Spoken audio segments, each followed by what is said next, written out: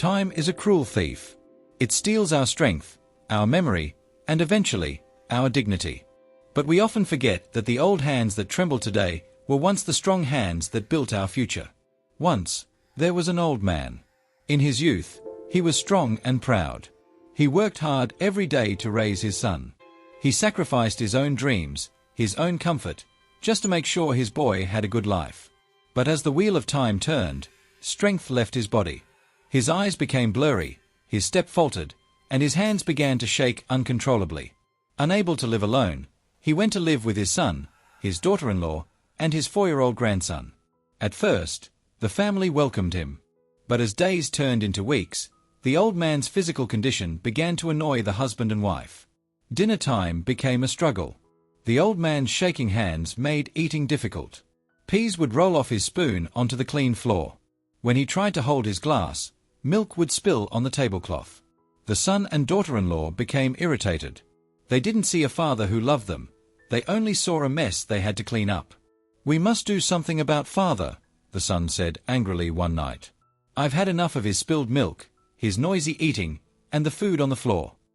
So, they made a heartless decision. They set a small, wobbly table in the corner of the dining room. There, the grandfather was forced to eat alone, while the rest of the family enjoyed their dinner laughing at the main table.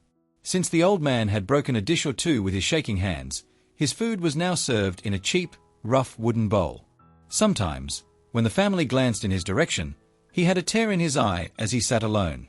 He remembered the days when he used to feed his son with patience, but now, he was treated like a burden. Still, the only words the couple had for him were sharp warnings: "Don't drop the fork," or "Try not to make a mess today."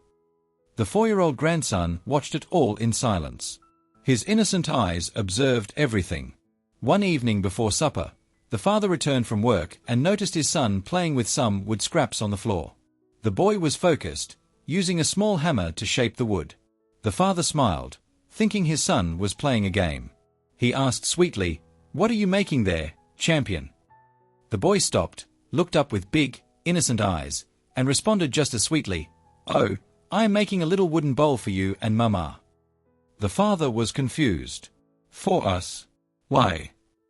The boy smiled and said, "So you can eat your food in it when I grow up and you get old, just like Grandpa." The words struck the parents like a lightning bolt. The room went silent. The boy went back to work, unaware that his words had shattered his parents' pride. Tears started to stream down the father's cheeks. He looked at his wife, and she looked down in shame. No words were spoken, but both knew exactly what they had done. They were teaching their son how to treat them in the future. That very evening, the husband went to the corner. He took his father's trembling hand in his own, and gently led him back to the family table. For the remainder of his days, the grandfather ate every meal with the family. And for some reason, neither the husband nor the wife seemed to care any longer when a fork was dropped, or milk spilled. Remember this: children are like mirrors. They reflect what they see. If you treat your parents with disrespect, do not be surprised when your children do the same to you. Love your parents. We are so busy growing up, we often forget they are also growing old.